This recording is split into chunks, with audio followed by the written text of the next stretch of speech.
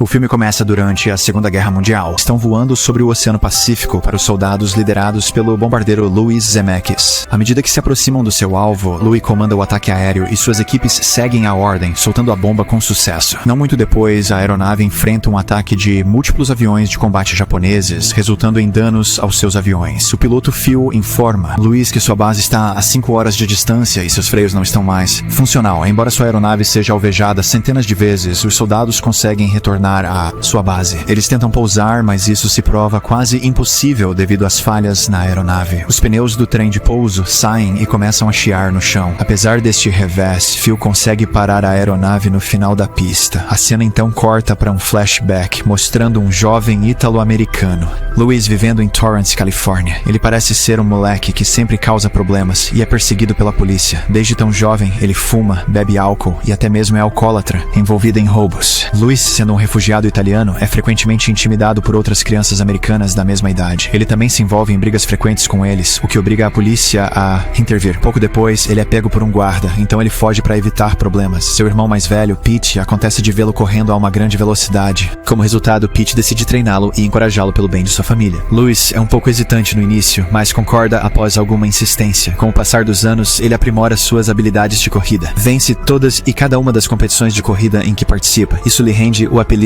O Tornado de Torrance. Ele consegue completar uma corrida de 1 milha em 4 minutos, estabelecendo um novo recorde americano para estudantes do ensino médio. Com essa conquista, Lily recebe um convite para representar a América. Antes de partir para isso, ele compartilha um abraço emocional com seu irmão e agradece a ele por tudo. Pete compartilha uma visão valiosa. Louis vai se lembrar claramente disso até o final do filme. Obrigado, tio Ben. A cena então corta para o dia das Olimpíadas, onde Louis participa de uma corrida de 5.000 metros. É para ouvi-los Nas primeiras voltas, Louis é deixado para trás pelos outros concorrentes, mas eventualmente ele coloca todos os seus esforços e corre a toda velocidade, ultrapassando vários corredores. Apesar de terminar a corrida na 8ª posição, ele estabelece um novo recorde mundial ao terminar a volta final em apenas 50 segundos. Primeiro, ele ainda pretende ganhar a medalha na próxima Olimpíada, que será realizada em 1940 em Tóquio. No entanto, seu sonho se desfaz devido ao surto da Segunda Guerra Mundial. De volta ao presente, Louis encontra Phil rezando para Deus após pousar com sucesso a aeronave. Ele não parece ter fé em Deus, então ele não se importa muito. A partir do próximo dia, ele continua seu treinamento correndo ao lado de um Jeep. Ele também impressiona seus companheiros de exército ao bater seu próprio recorde nos 4 minutos. Um dia, Louis e seu filho recebem outra missão para procurar um avião perdido e resgatar sobreviventes. Eles recebem o mesmo antigo avião. Apesar disso, a equipe, incluindo alguns novos membros, partem para sua missão. A instabilidade do avião se torna aparente. Quando um dos motores falha em pleno voo, à medida que tentam tirar o melhor da situação, outro motor falha, o que causa o acidente do veículo no oceano. Como consequência, 8 dos tripulantes perdem suas vidas, deixando apenas alguns. Apenas 3 sobreviventes, Louis e Phil, mas os outros 2 pedem-lhe para permanecer positivo. Eles têm rações limitadas, alguns chocolates e uma garrafa de água. Louis então decide que eles vão comer um pedaço de chocolate pela manhã e uma à noite, e bebem apenas 2 goles de água por dia. Ao cair da noite, eles adormecem no barco, lutando contra a temperatura congelante.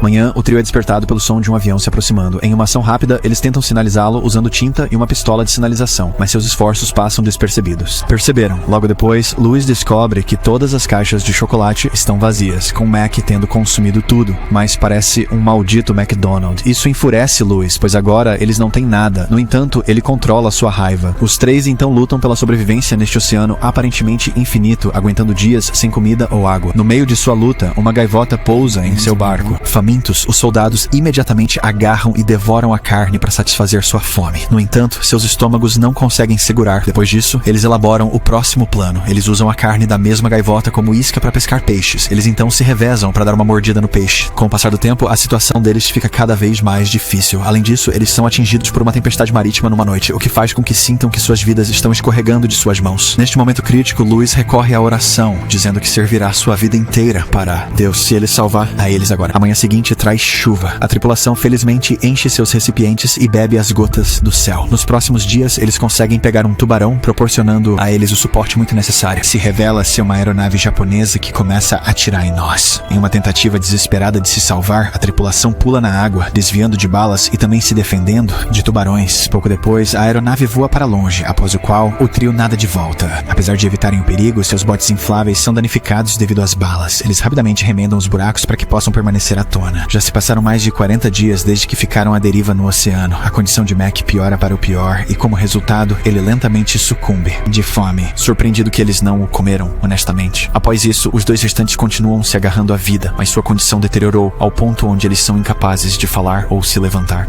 No 47º dia de seu calvário, eles encontram um navio que, infelizmente, pertence aos soldados japoneses, resultando em sua captura imediata. Agora, prisioneiros de guerra, Louis e Phil estão confinados em células escuras, separadas no atoll de Kwajalein.